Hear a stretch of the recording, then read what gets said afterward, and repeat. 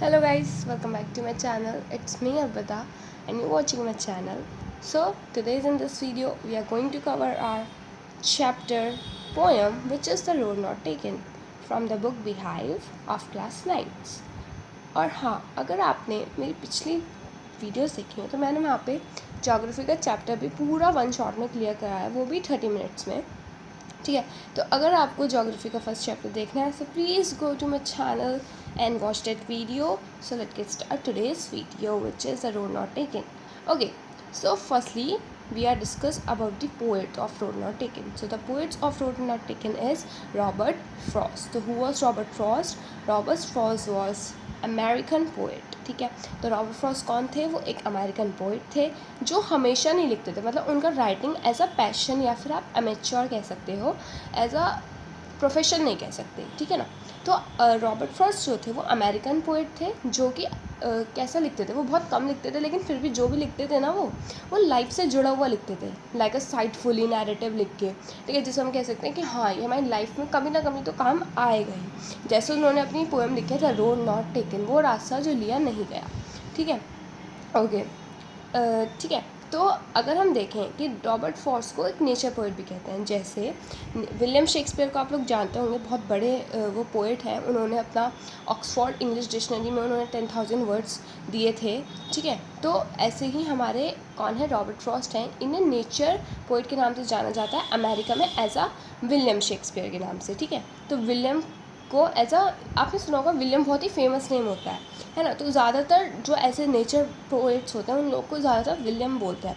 अभी आपकी एक पोएम आएगी द लेक ऑफ आइसल एनिस्फीयर, उसके भी जो पोएट हैं वो भी विलियम बर्चर हैं. ठीक है, तो क्योंकि वो लोग लेक ऑफ एनिस्फीयर यानी कि एक लेक जो कि एनिस्फीयर में है वो भी नेचर से जुड़ी हुई है, इसलिए सारे जो विलियम्स नेम्स के ज़्यादातर पोएट होते हैं वो कभी ना कभी नेचर से प्रोफेशन ज़रूर लिखते हैं. ठीक है, तो फालतू की बकवास ना करते हुए हम ज़रा पोएम पे आते हैं.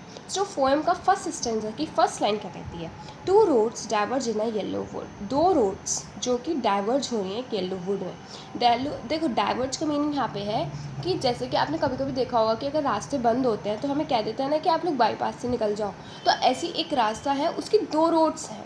ठीक है, जो कि डाइवर्ज हो रही हैं येलो वुड में. येलो वुड यहाँ पे इन्होंने किसको अप्रिशिएट करने के लिए दिया? एक फॉरेस्ट को, जो कि जिसके ऊपर येलो वुड यानी कि जिसके ऊपर येलो येलो लीव्स देखी होंगी आपने, लीव्स हो जाती हैं, वो गिर जाती हैं एज अ स्प्रिंग के मौसम में. तो उस टाइप से पोएट इसे डिस्क्राइब करना चाहते हैं. And sorry I could not travel both. And मुझे माफ़ करना, मैं दोनों नहीं चल पाया. अब आप खुद सोचो कि इन्होंने फर्स्ट लाइन में उसका आंसर दिया है and be one traveller long I stood, क्योंकि मैं एक ही इंसान था तो मैं दोनों रोड नहीं चल पाया. ठीक है, तो इसलिए अब मुझे एक ही रोड चुननी है. तो मुझे बहुत देर तक मैं वहाँ खड़ा रहा. ठीक है, तो वो बहुत देर तक खड़े रहे कि मैं किस पे जाऊँ. And look down one as far as I could, और मैं उतनी दूर तक देखता गया जहाँ तक मुझे दिखा. ठीक है, and to where it bend to the under growth देखा होगा कि जो फॉरेस्ट होते हैं जहाँ तक आप दूर तक देख सकते हो वहाँ तक दिख जाता है, वरना जो होता है वो ट्रीज जो होता है ना वो बैंड होने लगते हैं. ठीक है, फिर और ज़्यादा दिखता नहीं है. तो वो ये कह रहे हैं कि जहाँ तक ये मुड़े हुए मतलब जहाँ तक इनकी निचाई है, अंडर ग्रोथ है, वहाँ तक मैंने देख पाया. तो सबसे पहले उन्होंने फर्स्ट स्टेंजा में क्या डिस्क्राइब किया? उन्होंने ये बताया कि वो क्या कर रहे हैं. अभी वो एक ऐसी जगह पे हैं जहाँ पे दो रास्ते निकल रहे हैं और वो अभी सोच रहे हैं कि मैं कौन सा रास्ता चुनूँ.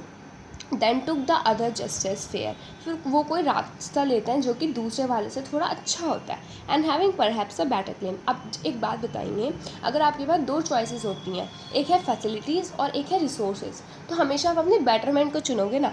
तो इसलिए वो भी ये सोच रहे हैं कि कार जो मैंने चुना है वो अच्छा हो. क्यों? क्योंकि फैसिलिटीज़ और रिसोर्सेज में आप लोग क्या चुनना चाहोगे? फैसिलिटीज़ चुनना चाहोगे, क्योंकि रिसोर्सेज जो होती हैं वो नेचर प्रोवाइड करता है टू सेटिस्फाई ह्यूमन नीड्स. लेकिन फैसिलिटीज़ मैन मेड रिसोर्सेज को ही बन के मैन मेड्स जो होते हैं उसे वो अच्छे से थोड़ा कर देते हैं. ठीक है, जैसे कि नेचर ने हमें क्या प्रोवाइड की? मेटल प्रोवाइड की. मेटल से मैन मेड ने फैसिलिटीज़ में क्या क्या चीज़ें आई? फ़ैन मेटल से बने हुए हैं. ठीक है, काफ़ी सारी चीज़ें हैं जो कि मेटल से बनी हुई हैं. तो इसी तरह से वो भी ये सोच रहे थे कि जो मैंने रास्ता चुना है वो अच्छा हो.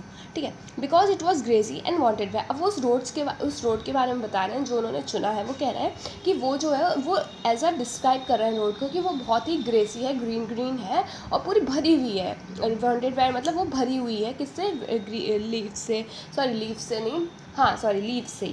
ठीक है, and had want them really about the same. तो यानी कि वो यही सोच रहे हैं कि जो मैंने सुना है वो अच्छा ही हो, ठीक है। At both that morning equally ले, अब अगली सुबह वो दोनों तो वहीं जा रही हैं, अपने अपने रास्ते जा रही हैं, रोड्स तो और कहीं जाएंगी ही नहीं। In leaves no step had trodden black. अब वो कह रहे हैं जो रास्ता उन्होंने देखा था ना, उस पर एक भी काले पत्थर के निशान नहीं है, मतलब कि उस पर कोई भी ऐसा लग रहा है जैसे उस पर कोई चला ही नहीं है। ट्रोडन ब्लैक यानी कि वो हुए ही नहीं है कभी black. Oh I keep the first for another day. अब उन्होंने कहा ओ मैंने पहली रोड जो है वो दूसरे दिन के लिए रखी है।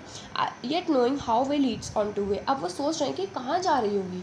अब वो सोच रहे हैं कि ये जो रोड है ये जा कहाँ रही है, ठीक है। आई doubted if I should ever come back. अब वो सोच रहे हैं, उन्होंने रख तो दी एक रोड कि हाँ मैं दूसरे उसके लिए रख देता हूँ, लेकिन अब वो सोच रहे हैं कि अगर मैं वापस आया नहीं तो क्या होगा, ठीक है। तो सेकंड स्टेंजा में उन्होंने कहा कि क्या हो कि उन्होंने सेकंड स्टेंजा तो था, उन्होंने उसमें कहा कि काश मैंने जो चॉइसेस यानी कि जो मैंने अपना चॉइस सुनी है वो अच्छी हो, ठीक है। परहैप्स कर रहे हैं वो, उसकी पॉसिबिलिटी प्रोबेबिलिटी लगा रहे हैं।